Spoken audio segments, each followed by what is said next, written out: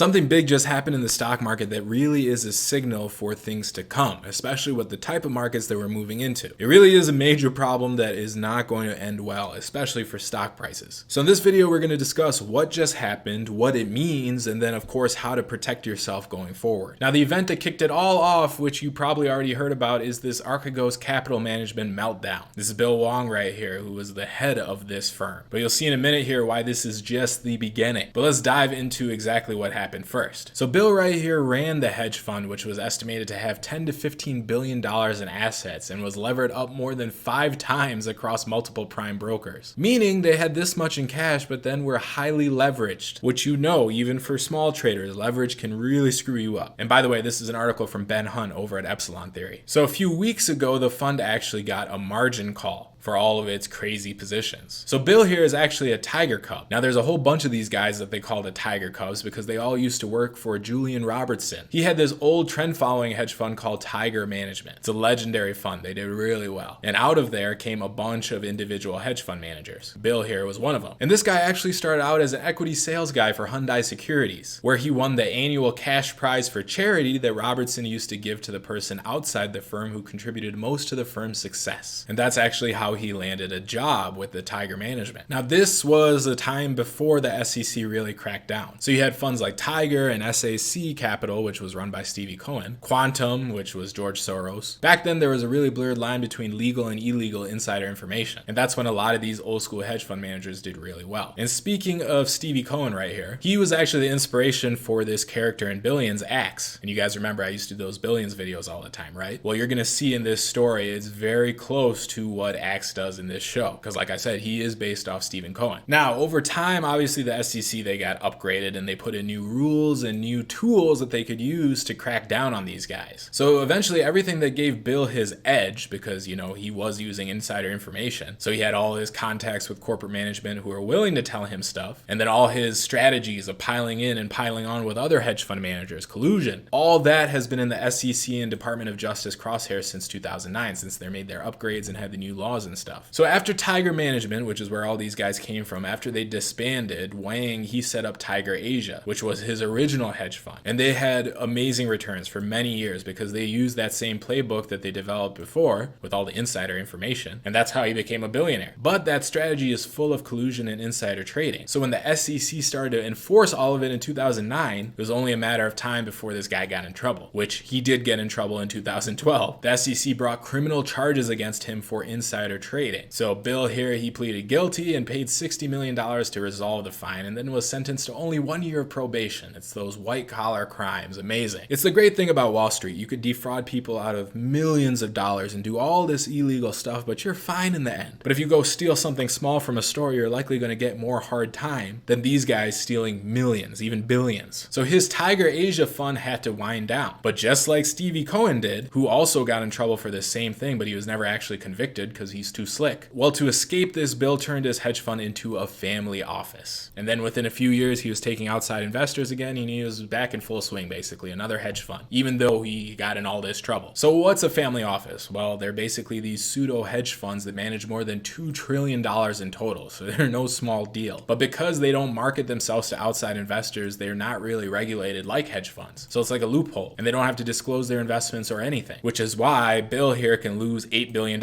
in 10 days, and technically it's legal. So okay, now we got this Archegos capital, or however you pronounce it. I'm not really sure. I don't think anyone is. But translated from Greek, it means leader or prince of Christ. Wow. Supposedly this Bill guy is super Christian and likes dealing with Christian people because they're all good people together or something. I don't know. But once he had his family office, he basically learned how to avoid getting caught again. So instead of owning or shorting stocks directly, he started taking positions in the form of total return swaps and similar derivatives that you would basically set up with Wall Street banks. So instead of, say, buying Netflix directly, you would buy a contract with a bank that says, hey, if Netflix goes up, you give me money, and if it goes down, I'll give you money. That's basically what all derivatives derivatives are. And if you're a hedge fund or a big guy on Wall Street, you could set up custom ones with these prime brokers, which are the big banks like Goldman Sachs. Now, are these derivatives bad? Should they be banned? Well, not necessarily. Like the author says here, the usual suspects are going to come out and say that swaps and derivatives are the problems, but really, the real problem is these banks doing business with convicted criminals like Bill here. The guy was already caught doing shady things in 2012, breaking multiple laws. This whole thing that happened, this blow up, should not have happened because he shouldn't even had a chance to open up another fund and manage this much money. He's a criminal. Criminals for petty crimes that go to jail, they have a really tough time finding new jobs. But if you're a white collar criminal and you just defraud a bunch of people or insider trade, you're good. You are going to land on your feet. You're going to get another chance to become a billionaire. It's really, really stupid how the system works. So the banks, right, they still decided to give money to a convicted criminal who's been known to do only shady things. But for them, they didn't care because the money was good, because they offered these derivatives to Bill and then they hedged them on their own books, right? But what Bill has to do is he has to pay a bunch of trading fees, structuring fees, and net interest margin to these banks, while the banks can hedge those same positions much easier. So the way it was supposed to work, that no matter what happens to those positions, the bank is going to make money off the fees. So for the bank, it's supposed to be a risk-free income stream of millions of dollars per year, which is why they like Bill. And supposedly Bill never argued over any of the fees. He just paid everything, which banks love, of course. Plus, he's such a charming man, a family man, a godly man, a man we can trust. It's funny that this video is being released on Easter Sunday because, in my opinion, whenever you got a guy who's really promoting his religion, saying, oh no, I'm a good person because I'm this religion or that religion, in Bill's case, it's because he's a Christian, a good Christian man. Those are the guys you got to watch out for because clearly they are trying to hide something. In this case, it's doing illegal things, blowing up funds, losing people's monies, tanking the stock market. In other cases, it's touching little kids. Either way, you got to watch these super religious people when they're hiding behind their religion. So anyway, this is how Archegos scam worked. What they did was that they took these total return swaps and spread them across a lot of different prime brokers. And the big thing here is that the prime brokers didn't know what they were doing with other prime brokers. So say in super simple terms, they bought millions of dollars worth of Tesla through Goldman. Well, they could turn around and buy more Tesla through another bank as well, say like Citi. But Goldman and Citi, they don't know what each other's books are looking like. And Goldman might think that Bill here only has this much Tesla with them, not understanding how much more risk he has with these other banks. So instead of say 1% risk, without them knowing, it's more like 50% risk, which is what led to this blow up. Now there was a few more benefits to what he was doing too. One was massive embedded leverage. So all these swaps and derivatives that he was doing, they're all bought on margin, not cash, meaning he could get $1 for like 15 cents. So he was taking on mega leverage because it was a great deal for him and it was working for a period of time. On top of that, he didn't have any reporting requirements with the regulatory authorities because he's a family office now. And they didn't actually own any stocks, right? This is a little loophole. All they owned were these contracts with individual banks. So because they didn't own the stock, Bill could run around and do all his insider information stuff, the collusion, the insider trading, and he didn't even have to worry about the SEC. So then what happened? What actually caused the thing to blow up? How did the scam fall apart? Well, realistically, what Ben Hunt, the author, is saying here is that nothing actually caused the fund to get hit that bad. A few positions did absolutely collapse, but the total fund should have been fine. There was no real margin call. The banks did cut them off, but why? Now, no one actually knows the reasons why of what happened, but Ben thinks that Goldman, which was their main prime broker, probably got wind of this hedge fund borrowing with other prime brokers too, pledging the same collateral they pledged to Goldman. Because when you do take on margin, you need money in the bank account, right? So that the bank or the brokerage can see that, and at a certain point, if your investments are falling, they will make that margin call. But you see the loophole here. If you're using the same collateral for multiple different prime brokers, then they're all going to be calling on that same amount, which is not going to be good when things,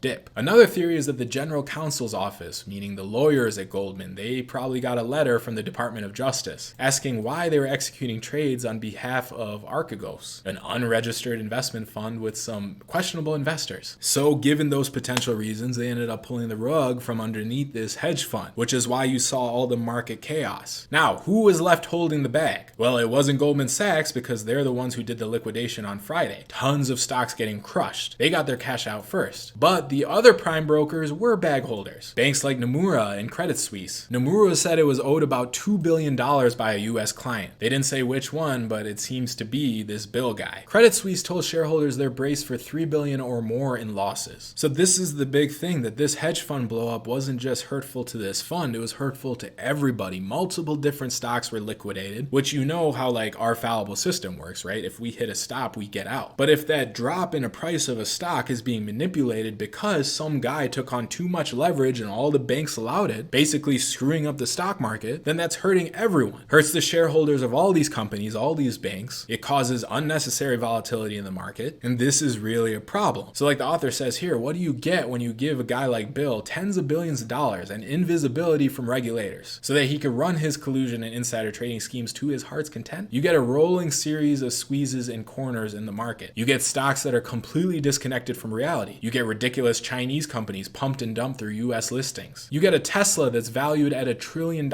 You get GameStop. Allowing these types of funds to do these things creates such huge distortions in the market. And that's the reason why it's such a big market threat. But then what does this mean for the future? Well, the problem is Bill isn't the only guy doing this. There are a lot more Bill Hwangs out there. So Ben here says there's a tide that's flowing out today, and it's revealing guys like Bill just like it did in 2008 with Bernie Madoff. And what it's really showing is the systemic rot in our financial system, that these guys are even allowed to do this. And what's scary is when all this shadow banking leverage comes undone. And this goes back into cycles in the market. When we have a massive bull market like the one we've had, it's been over 10 years, right? When stocks are only going up, people are going to get more and more risky. And we're not even talking about normal retailers here. We're talking about these big funds like Bill that take on massive leverage and they're swinging a huge book. And when they do those things, they are putting risk on not only themselves, but the entire market and all of us. And how many times did the government have to bail out funds like this? Long-term capital management was an example. Even the whole 2008 financial crisis with the banks and their bad lending for houses, the whole housing bubble. It was all done because regulators weren't on top of these guys. And if you're not on top of them, they're going to find every loophole to maximize profit. It's like the dark side of capitalism. Even though it's wrong, even though it's going to cause huge problems for the entire world, they don't care. Did anyone go to jail in 2008? No, because there's no risk for them to do this because they never go to jail. Nothing happens. This Bill guy already got caught in 2012 and he's just doing it again. And he'll probably do it a third time after this. These guys play by completely different rules and it's not fair. Now, in general, I don't like excessive government regulation because it usually has tertiary effects that,